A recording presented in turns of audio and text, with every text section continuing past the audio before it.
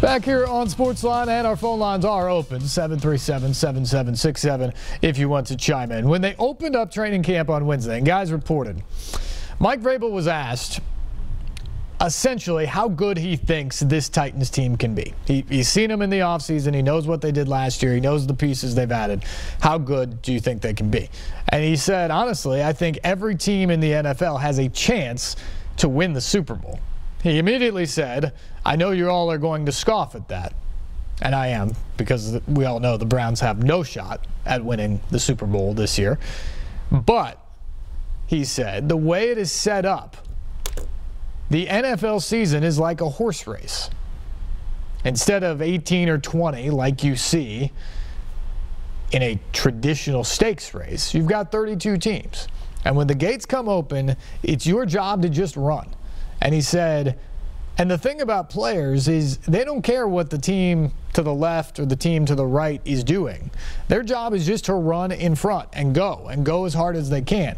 Now, the jockey's the one that has to sort of guide them along the way. And Vrabel said, I'm a very oversized jockey, along with our coaching staff, that will try to ride these guys and pick the right things. And he also cautioned that when you get out into the season, the horse or the team that's ahead at the quarter pole or at the half-mile mark or whatever is not always the horse or the team that wins it all at the end. It is a long race. And the idea is to navigate the path the best way possible, to continue to get better throughout the way, and then you make a right decision or you get a right break or whatever it is, and that's how you get to the end of where you want to be. And his point to that was, with training camp beginning, this is essentially the start of the race. Not on the field in terms of games, but this is when you have to put the work down. You have to have those blinders on and not think about what the Jaguars or the Texans or the Patriots or the Eagles or whoever, what they're doing. You just have to think about what your job is that day. You have to learn the plays that we're talking about, the install that we're doing, and you have to get better. You have to strive to get better each and every day, to push the guy across from you and the guy next to you to ultimately get the most out of this team. I get the sense the players have completely bought into that, and you're seeing a team working very hard right now. I also have completely bought into the horse race analogy for the season with the Titans, so much so last night on the Electric Power Company Sunday Sports Central, I had them make graphics so I could take you through the horse race of the season. Check it out. More from Mike Vrabel in a second, but sticking with the analogy, let's take a look at the 2018 NFL Stakes, or the Run for Atlanta and the Super Bowl. The Titans will look to get out of the gates quickly and sprint past a Dolphins team picked near the bottom of the AFC South before running into the Jaguars and Texans, the two horses that may have the most to say about the Titans' quest to catch up with the defending Super Bowl champion Eagles. As they pass the quarter pole of the season, the Titans look to find another gear to get past the Bills and the Ravens and try to separate themselves from a trendy AFC sleeper pick in the Chargers. Tennessee then hopes to pick up steam at the halfway point to get out of the crowd that includes divisional foes Indianapolis and Houston, along with Dallas, and stay within striking distance of Super Bowl favorite New England for the stretch run, where the Titans hope to turn it on, blowing by the New York teams, the Redskins, and the Colts once again for a likely photo finish with the Jaguars in the AFC South. A trip to the winner's circle could mean a division championship, another playoff berth, and ultimately a shot at the Super Bowl, which is exactly why Mike Vrabel was hired in the first place. Yeah, that is why Mike Vrabel was brought in, because when you think about it, and his analogy of the jockey getting the job done, this is a team that has taken remarkable strides in terms of its talent over the last couple of years. Remember, 3 years ago, the Titans had the worst record in the league. They were 3-13. The year before that, they had the worst record in the league when they were 2-14. They've come a long way in the last 2 years. They won 9 games in each of their seasons under Mike Mularkey. But there were a lot of people that did not like the style, did not like the offense, didn't think it was suited for Marcus Mariota the way it should be, didn't think that they opened things up enough. It was too run heavy throughout what they were trying to do. Just felt they needed a refresh. For the Titans to take things to the next level, they had to be better. And that's a bit of a risky move when you're changing jockeys, so to speak, in the middle of that. Because the Titans were a playoff team last year. They won a playoff game last season. But the ultimate goal is to win division championships and to get to the Super Bowl and have a chance to win a championship. To hang banners and have parades and all those sort of things. And I think there was a belief, John Robinson, the general manager among this group, that they'd sort of reached the ceiling under Mike Mularkey. They were going to be a good team. They're going to be a likely playoff team. But could they take the next step?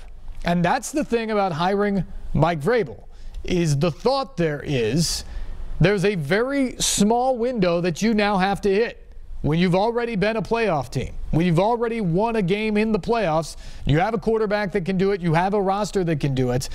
You're trying to elevate yourself from 9 wins and playoffs to home field advantage or division championship, giving yourself the best chance to make that run to the ultimate goal of the Super Bowl. That is a very small window to hit. It's a bullseye that you have to hit to ultimately make the hire a success. There's probably a greater chance that you lower the floor, that you take a step back with the new coaching staff or a first-time head coach. But that is the small window that the Titans are trying to hit with Mike Vrabel. The belief in camp is that there's a lot to be excited about, that the Titans should feel really good about what they can be. Not everybody believes that, though. We brought in Titans insider John Glennon, who's covered the team for a long, long time from a beat writer's perspective. He was on the show last night. We got into some of that, starting with how the Titans are perceived next to the other contenders. Many of those teams that I talked about in the horse race there. The Patriots, the Jaguars, the Texans.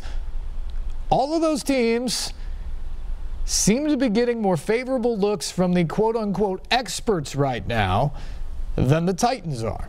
Here's John Glennon and my conversation about why that is and why the Titans may prove all those critics wrong this upcoming season. Joined now by Titans insider and longtime beat writer John Glennon. Go to Twitter @GlennonSports to read his stuff on Titans training camp. John, in the theme of Mike Vrabel's horse racing analogy, we take a look at the top 10 teams by odds to win the Super Bowl this season. And then tied for 19th, we see the Titans at 40-1. Why no love for the Titans? I think the last impression we saw of the Titans was not a particularly good one. It was a one-sided loss to the New England Patriots, and a lot of the Titans' weaknesses were exposed. I think people are thinking still that this is an offense that struggled for much of last year. Marcus Mariota was not at his best during last year, threw more interceptions and touchdowns, and you've got a new coaching staff as well. So you combine those together, Titans are going to have to earn their respect this year. Certainly the expectations internally are much higher, so let's pivot over here and we'll see why. And it would be the health of the quarterback, Marcus Mariota, who looks to be throwing and moving much better this year in camp. He absolutely is. You know, last year during the offseason, he couldn't run, couldn't do much. It was a real struggle for him as he got into training camp. We're seeing a different Marcus Mariota right now. We've seen some bootlegs in camp. We're seeing the read options going on. When he's scrambling, he's looked very sharp. The other day, he blew right past Harold Landry and straight into the end zone for a score. So I think Marcus Mariota likes this new concept. I think he's comfortable with it, and I think it's going to create some more options for him. Mariota does enter yet another offense with new coordinator Matt LaFleur calling the plays for the very first time. What have you learned so far about how this offense fits Mariota's skill set? Yeah, I think we've seen some nice surprises here in the Titans offense so far that we didn't see the years before.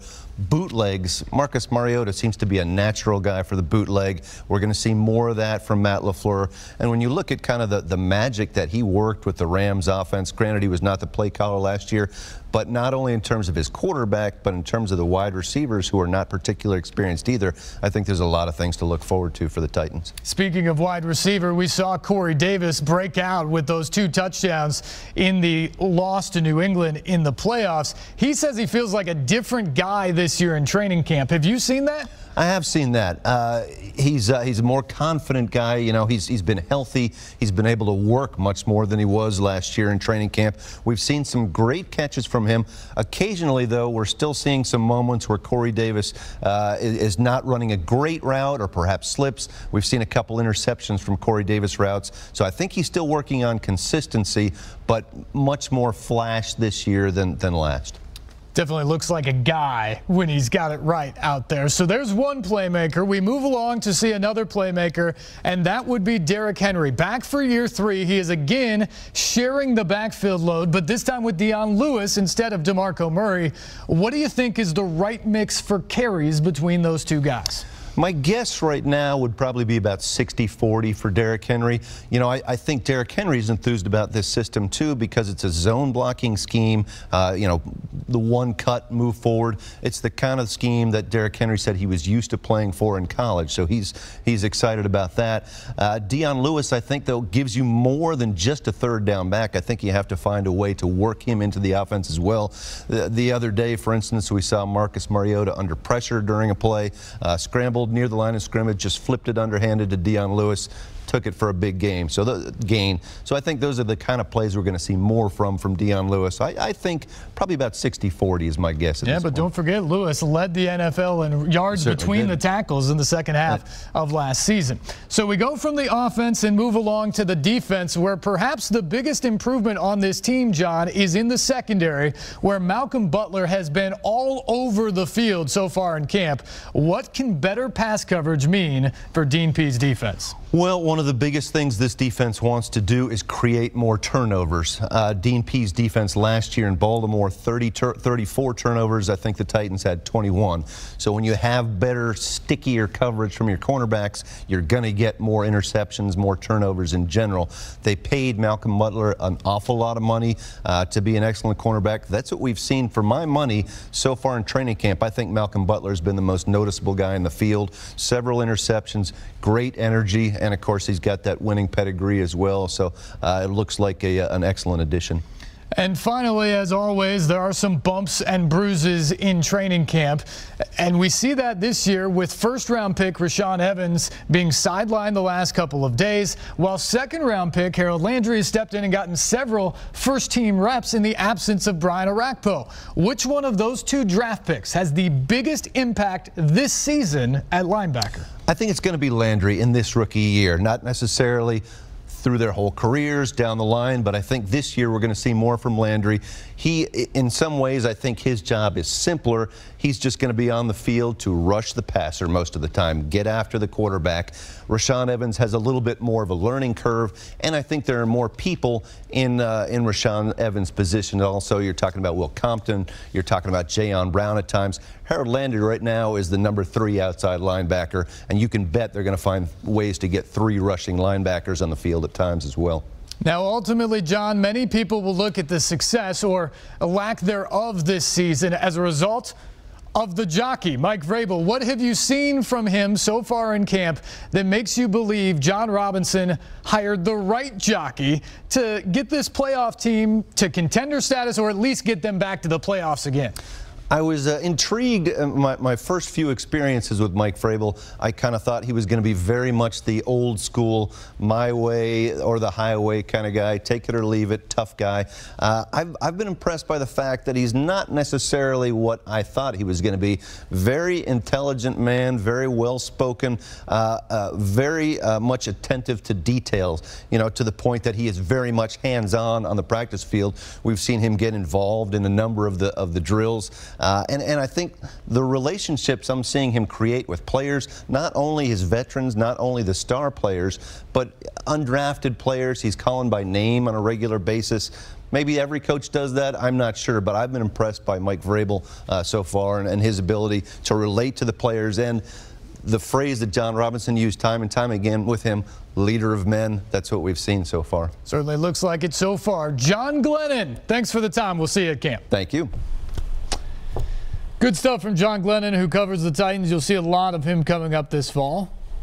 some new outlets to get your Titans coverage. Certainly we will be among the forefront here as well. We'll always bring guys like that on to give their insight as well to the picture. A remarkable story about Delanie Walker the day before training camp to a 3-time Pro Bowler. Scary stuff. We will get to that and his story and his growth and why he got another contract extension from the Titans when we return. Stay with us. Sports Line on News Channel 5 Plus. We'll be back after this.